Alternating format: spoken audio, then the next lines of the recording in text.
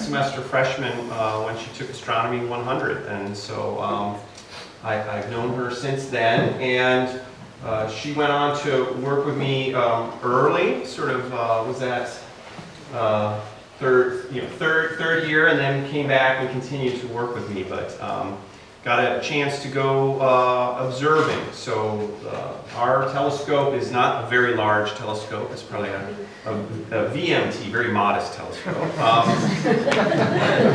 which is this telescope here in the San Gabriel Mountains in Southern California. And it's been a joy to see Stephanie get interested in physics, pursue it, do research, and do well in her classes. And I've been very pleased. I'll reiterate what Dr. Target said. We're going to see here that there's future work to be done in this work, but Stephanie has laid the groundwork for a next generation of students to work with me, and it has been a tremendous asset. So let's listen to Stephanie Church.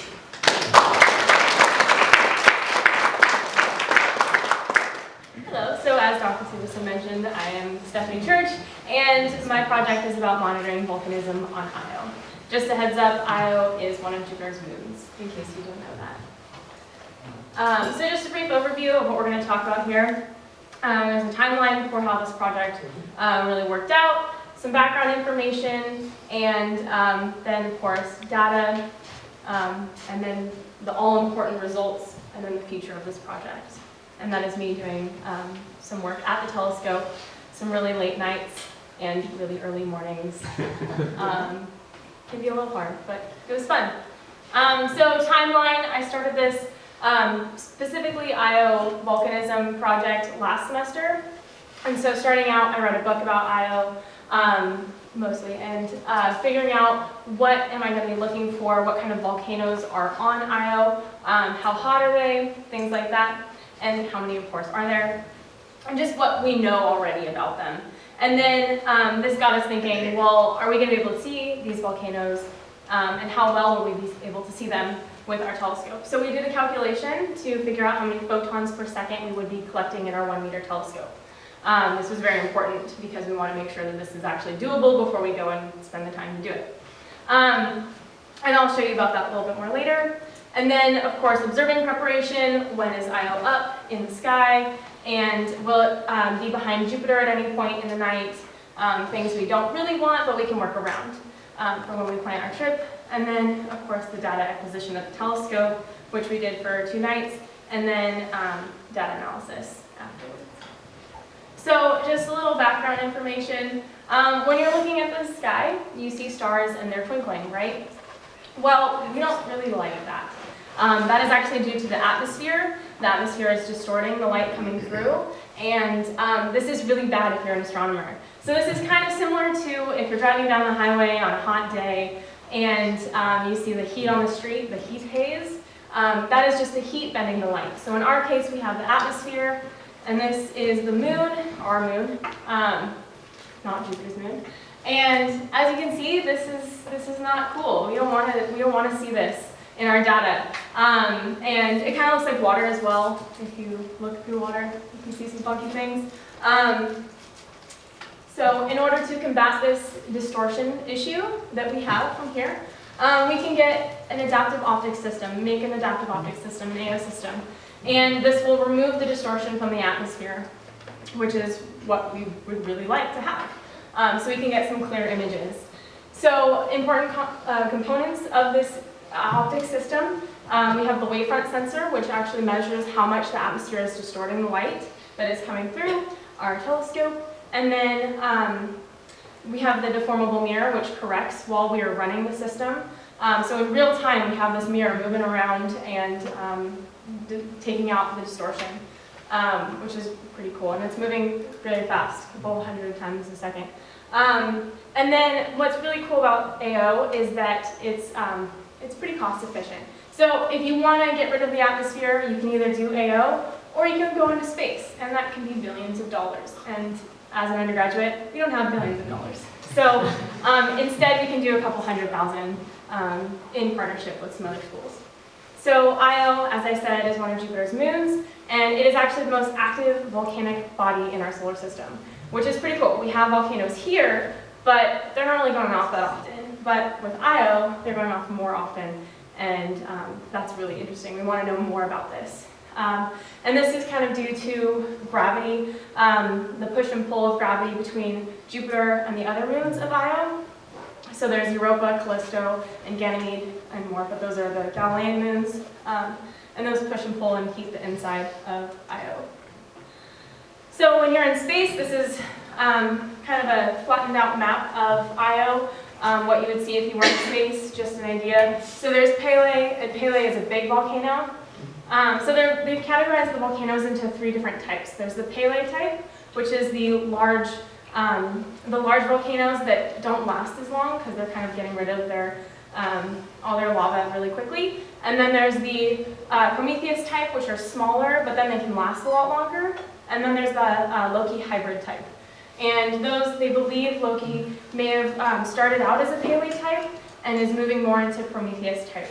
But we're not sure. So those are the things we kind of want to explore and find out.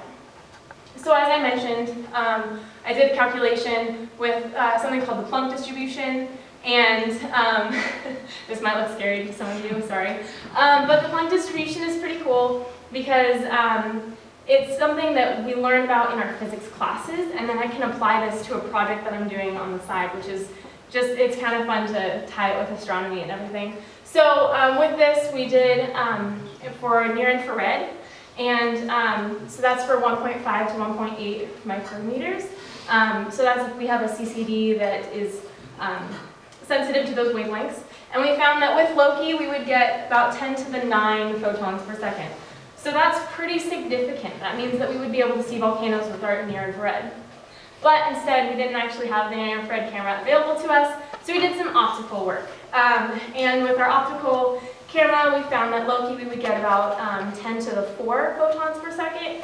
But we can, though we won't be able to see like the really small volcanoes, if there's a big volcano going off, we would be able to see this.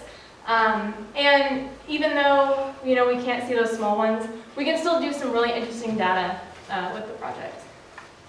So just an idea, this is the Plunk distribution with the visible or optical data. That's about 700 to 900 nanometers. Right there you can see we're going to get a lot of light. But then over here, if you look more towards 1.5 to 1.8 micrometers, we would see Loki type is about 650 Kelvin. And so over there we would get a peak where our volcanoes would show up. So interesting for the next person, at least for near infrared. So the raw data, we get cubes of data that have sometimes like 400 frames, and we get many of those runs in one night, so we get a lot of frames. But this is open loop when the AO system is not running yet, and then closed loop when we have the AO system. So as you can see in open loop, it's a blurry blob, and it kind of just looks like space dust. But over here you can actually see it kind of looks like a moon or a planet. So this is important. And then of course I'm going to lighten it so you can see it a little bit better.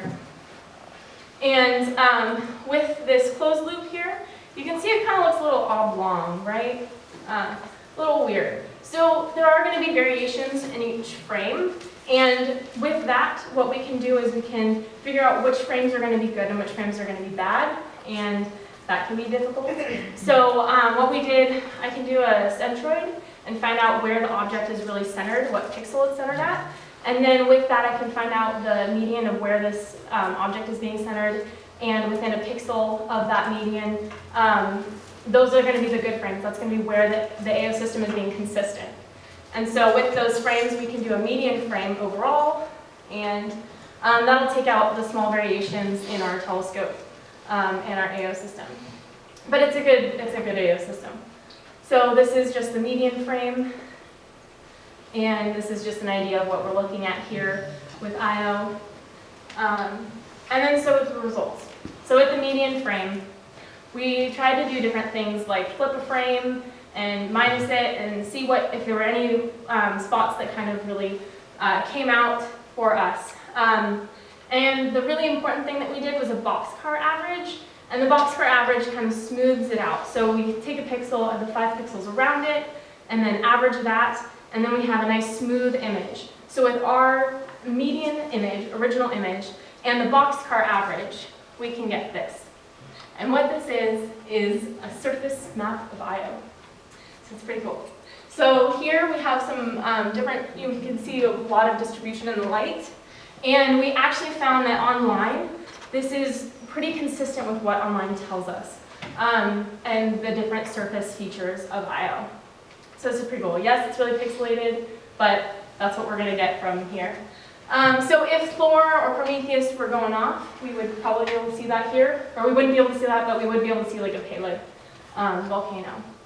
So that's our surface map of Io. So here I created an algorithm for working with the data and the surface map of Io. And for the next student, they can use that algorithm with some near-infrared data and hopefully see the volcanoes.